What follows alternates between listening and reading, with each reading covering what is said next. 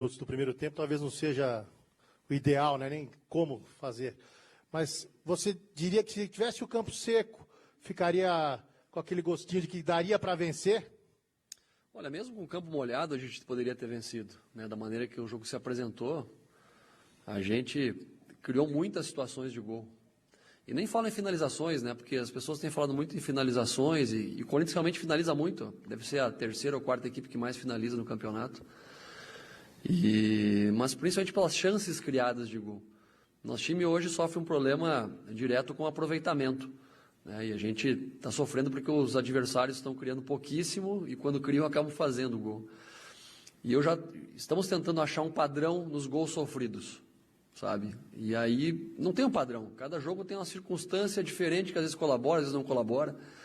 E aí dentro disso a gente está tentando remediar jogo a jogo, principalmente essa questão defensiva, porque ofensivamente estamos criando, produzindo para vencer, mas falta o tal do detalhe do gol, né? Mesmo com o campo molhado a gente poderia ter vencido hoje, né? Então esse é o sentimento que a gente fica nutrindo de que poderíamos. Então somente com persistência e repetição, né, e muita crença que a gente pode sair da situação aí incômoda de não vencer já alguns jogos. Thiago, ainda aqui à sua direita, minha pergunta vai em relação ao Bozelli, né, o artilheiro do time na temporada. Por qual motivo que ele começou no banco de reservas hoje? Te pergunto isso porque na saída de campo, perguntei isso para o argentino e aí ele deu a entender. Pergunte ao técnico, por isso que eu repasso a pergunta. Por característica, né? Vinha jogando o Mauro e o Love juntos, dois jogadores, né, que se complementavam. No último jogo contra o Água Santa, com a presença do Johnny Gonzalez, os três ficaram muito estáticos. E levando em consideração a característica do Santo André, que é um time de muito encaixe individual de marcação, nós optamos por Love ser um jogador de mais movimento, mais mobilidade, tentar tirar o zagueiro deles da linha, até para que o Johnny pudesse fazer movimentos de infiltração, o Luan, o próprio Pedrinho pudesse fazer esses movimentos de infiltração com a saída do Love para flutuar. Então a ideia era mais por uma característica mesmo, enquanto o gramado estava em condições ali, de um jogo mais curto, de aproximação, a gente estava chegando, não tão contundente como gostaríamos, né, mas a ideia central era essa, né, mudança da característica. E depois aí pela situação, né, do jogo e tudo mais, o Bozelli entrou, foi bem. Mas independente da circunstância de ele ser o artilheiro do campeonato, um jogador importante, e ele foi titular todas as partidas até então, desde a Florida Cup, né, isso aí não credencia ele, né, que ele vai ser titular todos os jogos do ano. Ele vai ter que entender que tem questões que são características do jogo que implicam nas decisões do treinador. Thiago, boa noite, tudo bem? Boa noite, tudo bem você? Tudo. Você conhece o futebol brasileiro, né? O pessoal não tem muita paciência, não facilita, principalmente para o treinador, né? O treinador é o primeiro cara ali que o torcedor mira. São 9 jogos até agora, né? Oficiais, fora os 2 da Florida Cup. Você acha que é muito cedo para que o torcedor avalie o trabalho de um treinador? Hoje teve protesto lá, né, no CT Joaquim Grava, para o torcedor falar o trabalho do Thiago é bom ou ruim, ou já dá para fazer esse tipo de avaliação? Em qualquer trabalho de qualquer treinador é muito cedo, porque o Corinthians, a exemplo de outras épocas, está passando por um processo profundo de reformulação, não só na ideia de jogo, mas de elenco também. Estamos mudando os jogadores, aproveitando os jogadores da formação, jogadores que já vinham até inclusive jogaram alguns poucos jogos ano passado e agora estão sendo reaproveitados. Então a gente está tentando reestruturar, né, não só as ideias de jogo, mas também o próprio elenco. E como já aconteceu em outros momentos com o próprio Corinthians também, teve dificuldades no início da temporada. O que a gente precisa é dar sequência para uma ideia, né? Não adianta a gente também cair na cilada de a cada resultado ou circunstância que não seja a melhor, vai mudando, porque a gente perde realmente o foco, o centro. Nós estamos aí muito alinhados com a direção em relação às nossas ideias, em relação ao perfil dos jogadores dentro do grupo, e somente com repetição e tempo que a gente vai conseguir superar isso. E aí eu tenho muita confiança que com o decorrer da temporada a gente vai cada vez crescer mais. Thiago, à sua direita, você achou que o gramado do estádio hoje ficou muito pesado antes do tempo? Acho que sim. Acho que para todo mundo, né? Ainda mais para uma equipe que quer construir, que precisa buscar o gol, né? Para quem quer destruir é muito mais fácil.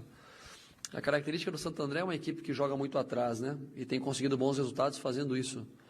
E aí onde o gramado, né? E me corrija se eu estiver equivocado, me passaram que foi a primeira vez que viram o gramado nesse estado, né? Que nunca tinha tido um volume de tanta chuva em tão pouco tempo, né, durante um jogo. E aí, consequentemente, ficou impraticável. Nós tivemos que mudar totalmente a característica de jogo. começamos a arremessar a bola direta lá para o campo de ataque, inclusive colocamos o Gil de centroavante em alguns momentos, né, para tentar ganhar essa primeira bola.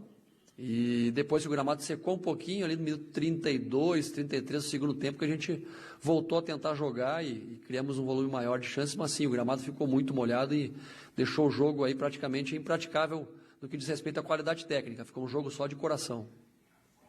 Tiago, aqui tudo bem? Boa noite. Tudo bem, boa noite.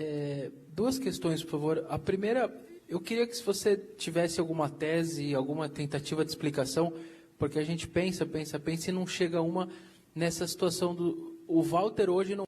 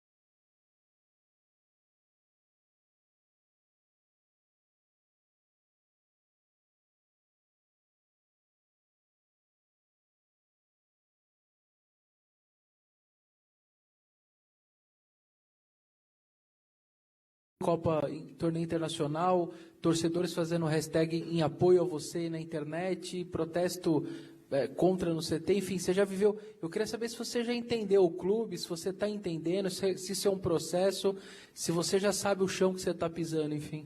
Eu estou muito familiarizado com o clube, né? Fiz um processo de estudo, um dever de casa bem grande antes de vir para cá.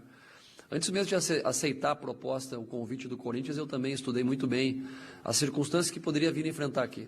Num pouco tempo de trabalho, um pouco tempo de preparação, com competições muito importantes e num processo de reformulação de elenco e de ideia de jogo. Então, tudo isso implica em desafio. E eu sou movido a desafio, né? Então, entendo a insatisfação muitas vezes do torcedor, principalmente que tange a protesto que você falou, porque a equipe não ganha, não vem vencendo.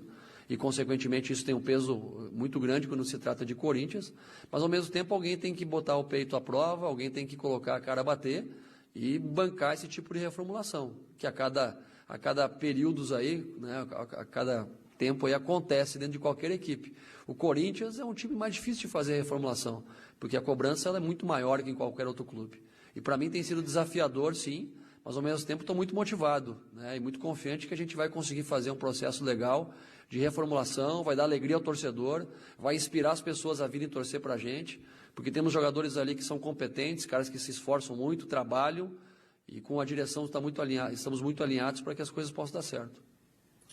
Tiago, tudo bem? Tudo bem, você? Beleza. A última vitória foi no dia 2, né, de fevereiro contra o Santos. Como a próxima partida vai ser daqui a 9 dias contra o Novo Horizontino, dia 7, o Corinthians vai completar mais de um mês sem vencer.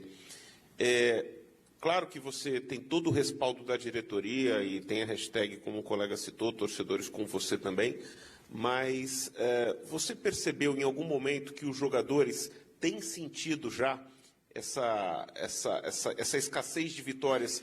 E eu me refiro especificamente ao lance do gol do Santo André, de um jogador dos mais experientes do elenco, como o Fagner, cometer aquela falta violenta e ter gerado o gol. Você sentiu o time um pouco pilhado, principalmente minutos antes do gol e depois da parte do gol? Olha, primeiro essa questão do tempo sem vencer, isso também é uma relação muito estatística que a gente direciona para onde quiser, né? Interpreta da maneira que quiser. Porque se a gente fosse jogar só ano que vem, nós iríamos estar um ano sem vencer, sabe? Então, isso é uma questão também que eu não considero muito. Sobre essa relação com os jogadores, a capacidade que os caras têm, né, de competir me agrada. Correram muito no campo hoje. E tirando os vermelhos que a gente tomou, que foram vermelhos que são quase que inexplicáveis, né? O Pedrinho tomar vermelho, o Janderson tomar vermelho, o Camacho com 2 amarelos sendo o único jogador na circunstância, nosso time é um dos times que menos faz falta no campeonato. Nosso time é um dos times que menos toma cartão no campeonato, sabe? Cartão amarelo por advertência, porque é um time que se preocupa muito em jogar bola. E a falta foi uma falta de jogo. Você fala em falta violenta, mas ele chegou atrasado no lance, onde foi advertido com o amarelo. E a gente tem que parar de personificar, né? Porque, é o Fagner, falta violenta. Falta do jogo. Os caras apanham pra caramba aí também, tomam porrada toda hora.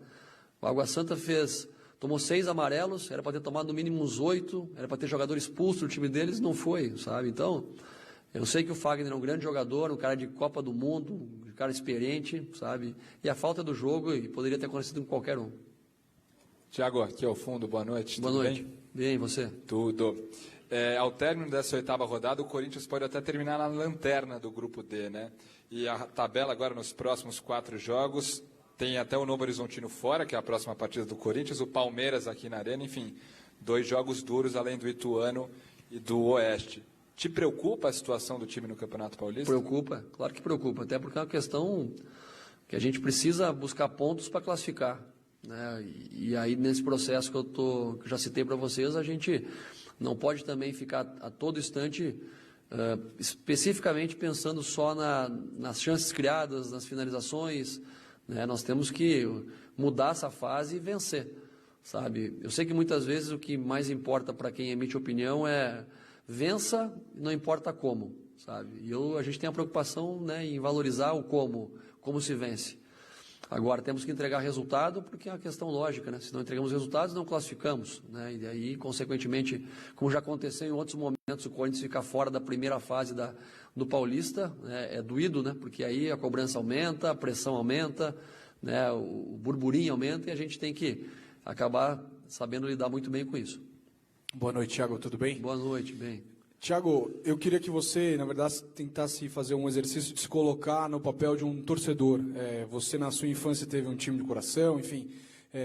Como você imagina que o torcedor está vivendo a situação que o Corinthians vive? E nós tentamos explicar, como imprensa, que o time joga bem, que o time, na maioria das vezes, cria, que tem várias oportunidades, e o resultado não aparece. Quase sempre o Corinthians fez bons jogos, tirando, na minha opinião, Mirassol e Água Santa, que destoou um pouco. Como você explica e como você se vê na colocação de quem está sentado ali na chuva, vendo esse momento? Assim, a gente pede paciência, mas não é tão simples assim para quem está ali. Como você enxerga essa situação? Me colocando no lugar do torcedor, eu estaria extremamente insatisfeito, chateado, triste, né? Porque a relação do torcedor é com o rival, né?